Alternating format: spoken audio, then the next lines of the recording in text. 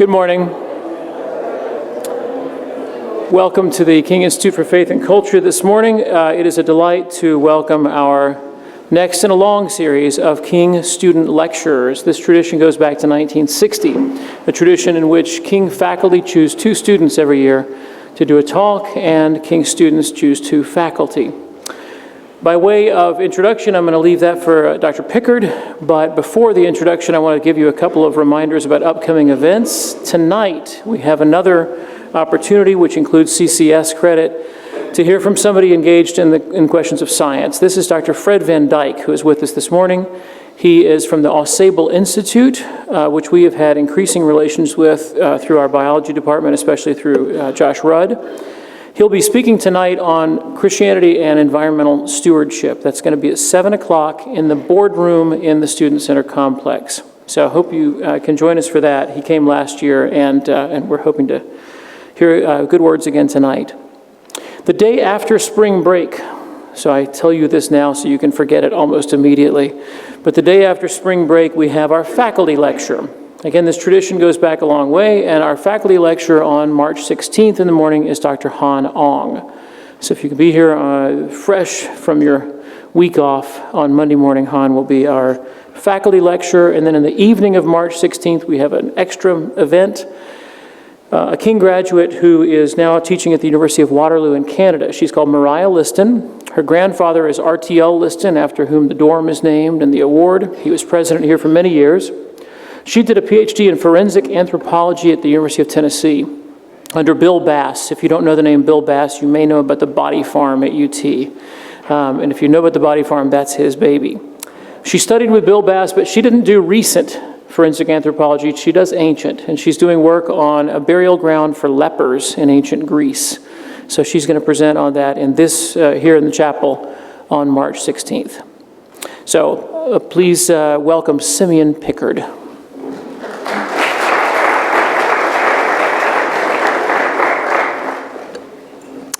When Macarena asked me to help introduce her in chapel today, I began to reflect on our history, and I realized that I have taught Macarena more chemistry classes than any other student in my 28 years at King. That has been 7 chemistry classes. That's a lot, even by King standards. So I decided maybe it's fitting that I should do this. When Macarena came here nearly 4 years ago, she was a teenage girl who was wide-eyed with wonder, passionate and overflowing with infectious enthusiasm. Now as she approaches graduation, she's a young woman. The wide-eyed wonder has matured a bit, but her passion and infectious enthusiasm has not changed much at all. And I believe that will be obvious to you as you listen to her presentation today. As I see her getting ready to graduate, I can't help but feeling a sense of pride there. I fully realize that I can take very little credit for how well she's turned out, but that's not going to stop me from being proud. As I prepared for this introduction, it gave me a chance to reflect a little bit on the relationship between the college professor and his or her students. The job of the college professor is to welcome the students, train them up, grow to love them, and then send them off to become all God has made them to be. They grow up, and then they leave us. That's just the way it has to be. About a week ago, Macarena came into class and said, "Dr. P, I'm going to miss another 2 weeks of classes before the end of the semester because of science conferences and graduate school interviews.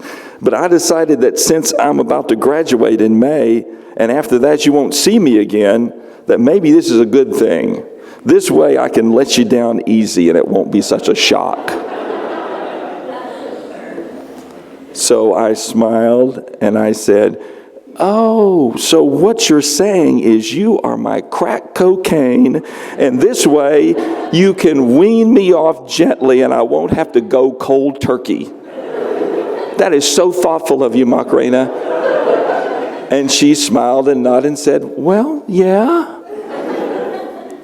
As tongue-in-cheek as that was, The more I thought about it, the more I decided there was more truth in that analogy than there was fiction. Maybe, just maybe, my students are my opiate. Now, before you dismiss that as nonsense, let's think about that a second. It is my students that energize me and keep me coming back year after year, day after day. They pump me up. They motivate me. And when I see my students walk across the graduation stage, confident and ready to move forward, and I remember what it was like when they first got here, the feelings of peace and well-being are almost euphoric. Now, I don't know much about the drug culture, but that sounds to me a lot like a high. So maybe what Macarena was implying was really prophetic. Maybe she and quite a lot of other students really are my opiate.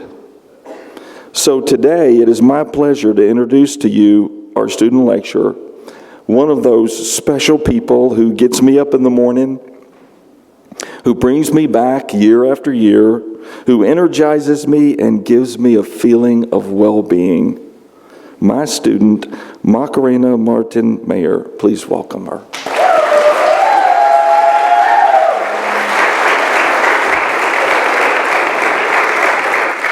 Wow.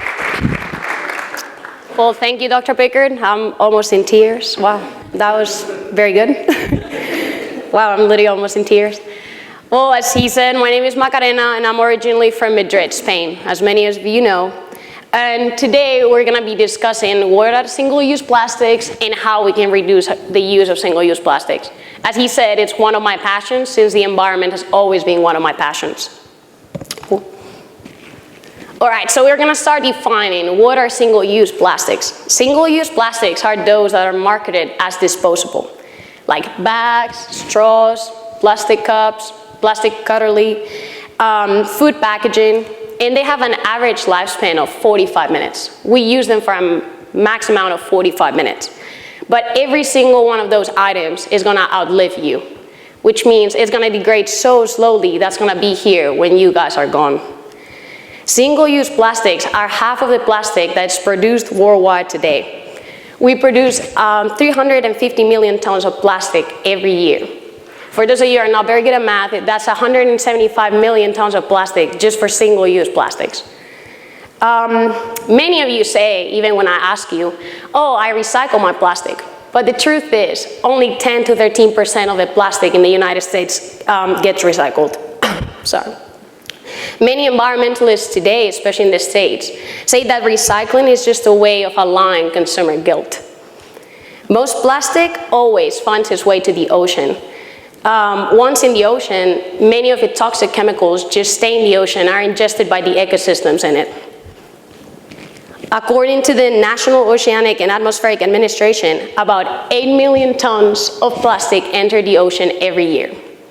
This happens through littering, their rivers, everything ends up in the soil, and then it just washes away to the ocean. But the truth is, only 1% of the plastic stays floating. As years go by, the plastic production keeps increasing. But we already know that. Like, if you think about it, everything we buy comes surrounded by plastic. Everything we see has plastic in it. Everything has plastic now. Food wrapping is the #1 single-use plastic produced, and its average lifespan is 2 days. 2 days. And it's gonna be here forever. But plastic is a very complex material. It can be done of many things. There's different types of plastics. We have nylons, like a toothbrush, polyesters, like the clothes we're wearing, polypropylenes, like straws, bottles, polyesterines. But our minds really have a very hard time understanding how much plastic is produced every minute. While I was watching a National Geographic documentary, they mentioned that 19 million pounds of plastic are produced every 15 minutes. 19 million. Does anyone know how much is the most expensive car in the world? The cost of that car is $19 million. Not even the richest people in the world can afford to buy this. 19 million, like we cannot even imagine. And that's the production every 15 minutes. We have all heard about the islands of plastic in the Pacific, in the Atlantic, but the truth is that these are plastic smogs, because the plastic we see is only 1% of the plastic. Most of the plastic sinks to the bottom or starts degrading in the average surface, where the sun rays hit and it starts degrading into toxic chemicals. It's just crazy for me to think that every single piece of plastic that has ever been produced is still in our planet. And it's gonna be here when all of us are gone. Its disintegration is very slow and toxic, so we don't really understand why we think of this product as disposable. Many of you guys have asked me in the past, why do you care so much? It's not a problem that's happening right now. The truth is that it is happening right now. And I personally care because I've always been very linked to the ocean. I knew how to swim by myself before many of you were born freshmen. Like, I could already float. I've always dreamed of being a mermaid. I've always loved the ocean. I always wanted to go there. My parents met at the beach. Then that's a picture of me when I once stayed and I was actually good at swimming breaststroke. Me in a pool, and me at the pool again. The water has always been a big part of who I am. And I actually want to dedicate my life, I think, right now, maybe I'll change, to chemical oceanography or environmental toxicology research. And I think that that makes me really happy, and at the end of the day, happiness is always the goal. But why should we all care? Well, plastic is in everything we eat, in everything. Plastic degrades into very tiny fragments, known as microplastics. And starting with marine animals, the plastic gets into their system and then we consume them. It is estimated that every human consumes 50,000 particles of plastic a year. That's an insane amount. Most of the ecosystems in the ocean are starting to get adapted to them as microbes colonize the plastic fragments and other animals ingest them. In this image, we can see an example of a food chain. And that little orange dot, that's phytoplankton. Phytoplankton is the base of every food chain on Earth. Fragments or plastics are today present in every ecosystem on Earth. Right now, they're leaking into the soil, and they're even found in our tap water. In this next slide, we can see at the very top a heat map. So the redder the color, the higher the risk. It represents the risk of microplastic contamination in the ocean.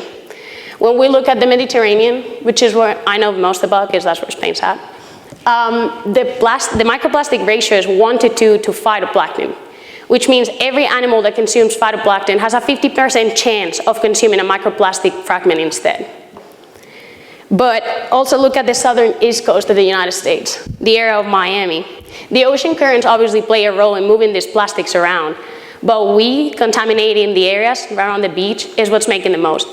That map is also a representation of microplastics, but macroplastic distribution is way different. At the very bottom, we have another food chain, and we can see how different sizes of plastic are gonna affect different animals different. But at the end of the day, if we look at the very bottom, we humans, we are top predators. We're gonna get every plastic that's consumed in that food chain. But this is not only a problem of the ocean. Many terrestrial-based food chains have plastics in them as well.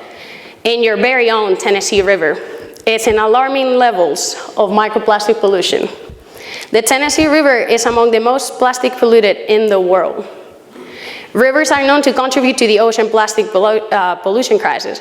They just sweep up the plastic and put it in the sea. But a German scientist and long-distance swimmer, Andreas Pfaff, did a research in the Tennessee River and compared it to the Rhine River in Germany. And they found out that the Tennessee River has 16,000 to 18,000 particles per cubic meter, compared to the Rhine River that has 200. A cubic meter would be 1.1 yard by 1.1 yard by 1.1 yard. 200 tennis balls fit in a cubic meter. The Tennessee River has 17,000 particles in it, while the Rhine River has 200. The Rhine River has been considered one of the most polluted rivers in Europe. Yet still, this one has like 2,000 times more. So, in order to look at this, what I thought is both recycling systems in America and Europe are very different. That was one of the things when I came here that I could not understand. In here, recycling is very limited. So the pollution in the river in Tennessee has been linked to the poor recycling system that this area has. I'm going to compare a little bit the recycling in America versus the recycling in Europe.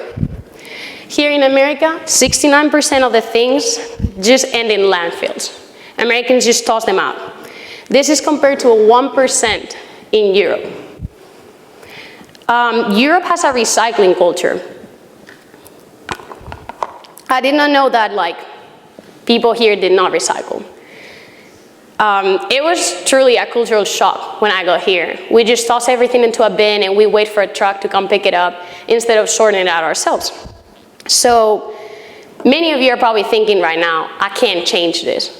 That's just what I've been given. This is all I can do. But the truth is that the options are limited, but we can still change it. The more we demand our governments to have recycling bins, to make recycling more available, the more they're going to do it. So most of the recycling options that are here are cardboard and plastic.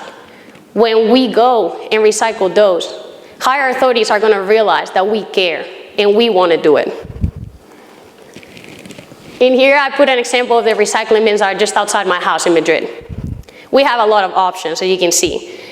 In Spain, these bins are available like 2 to 5 minute walk from everyone's house. We can recycle clothes at the very top, plastic, the yellow one, oil, cardboard, organic, and then glass. Even though I realize that we don't have this many options here, there's still clean points that you can take your trash to. It's all about caring a little bit and doing it. When comparing Spain and America, one of the biggest things was the ban of single-use plastic bags.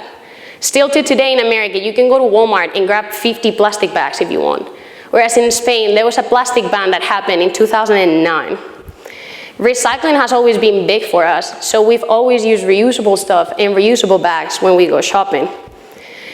It's a little bit of our culture. I feel like convenience changes perspectives. If we all saw convenient to carry our reusable bags in the car and just use them instead of using 50 plastic bags, that would change a lot. We can make an impact.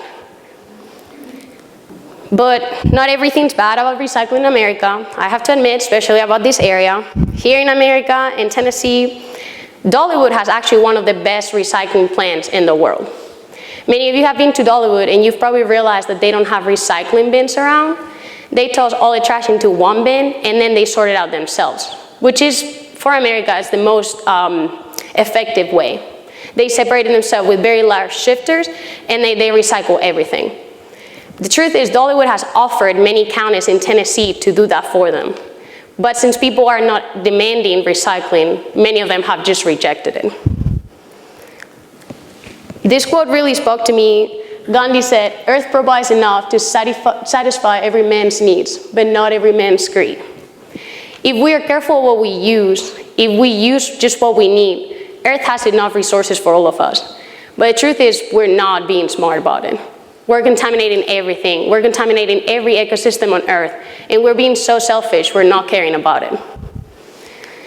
But the reality is that we are too late to recycle now. Many environmental programs are trying to change our mindset, the consumer mindset, into reusing and reducing.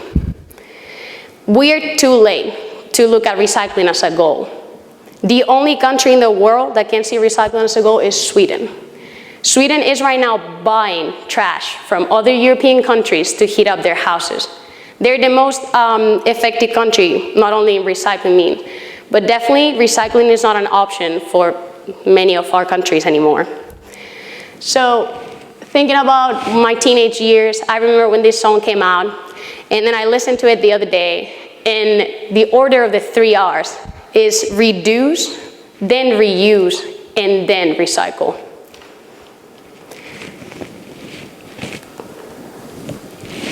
Well, as King students, faculty, and staff, we may think that we don't have many things that we could do. But the truth is that every single little thing we do matters. If we just use our reusable cup for a couple days, that matters. The Forbes magazine did a study, and they found out that if you use your reusable cup every day, you're gonna reduce the use of 440 disposable cups. If you use a reusable straw, you're gonna reduce the straw consumption by 1,000 straws a year. Reusing once already makes a difference. Professor Rudd was mentioning how he thought it was very funny that I reuse single-use forks. Just put them in my lunchbox and I reuse them again. Because using them just one time is not enough. And they're not dirty, you can just wipe them. Plastic is gonna be here forever. It's not gonna degrade. Don't worry about it. It's gonna be fine. And then reusable shopping bags. I just feel like it's so easy. Just to keep the shopping bag in your car. Just take it into Walmart and put your stuff in it. It's not that hard, really. You just like put it in. And it's in your car. Like, you don't even need to carry it in your hand. Like, it's literally in your car. But I mean, it's all up to us. That's the end. That's the goal, like changing it for us. We're not changing it for someone else. We're not changing it for future generations. We're changing it for us. There's some stuff in this list that's a little bit harder, like buying produce without plastic packaging. We can't do much about it. We go to Walmart and the cucumber is just like full of plastic wrap around it. Well, we can try and buy stuff without plastic, but we can also demand it or ask even workers, why is this like this? And then they realize it's not normal. We can also walk more. I see many people just park their car and they drive from Mitchell to White, and it's like, it's okay to walk, guys. It's dangerous. I mean, I fell the other day, it's dangerous, but it's okay to walk. Also, another thing that I've realized at King is that we should probably print less. We have unlimited printing, but every time you go to the library, the cardboard bin is full of papers. Like, if you don't need to print it, don't print it out. Like, I understand some of us really like having the paper copy, but we don't need to print everything. You don't need to print big slides in every single page. You're gonna be just fine with small slides. You can check them out on Canvas. And then even though recycling options are limited, just recycle everything and anything you can. It's not hard to just keep your plastic containers clean and on the side and take them to the recycling center. Just keep your cardboard and paper separate and just take it to the recycling center. I could even do it for you if it's that bad. I can do it. Well, and that's all I have today. Thank you for listening to me, and I hope you enjoyed it. And just think a little bit about reducing the environmental impact. I have been accepted into several PhDs to perform research doing this, and it's really my passion. I hope that every single one of you lives here today thinking, how hard can it be to just reuse a cup more than once? How hard can it be to just not use a straw in the calf? And what I've learned this past 4 years here at King is like, we have to take every opportunity we have to make a difference, make a change. If you truly think something is important, fight for it. You can probably achieve it. We are the only limit to our goals. And if you have any further questions, just feel free to like email me, text me, don't call me, I never reply to American numbers. And just stop me when you see me around. And also I'd like to remind you, like he said, to go to the talk this evening. I think it'll be very good. It's at 7 p.m. in the Student Center, and he's gonna be talking about Christian faith and the environment.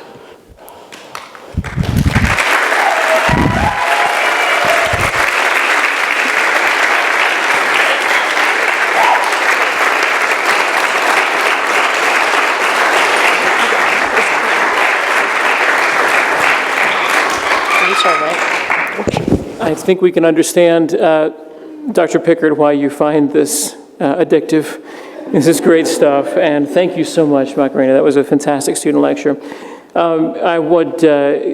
Kelly Vaughn has been very involved with Macarena as well, but she doesn't have a voice today, so I'm giving her the highest honor, which is to hand a wooden plaque. Appropriately, it's not plastic. It is a wooden plaque in honor of Macarena's student lecture. Please join me in thanking her once again.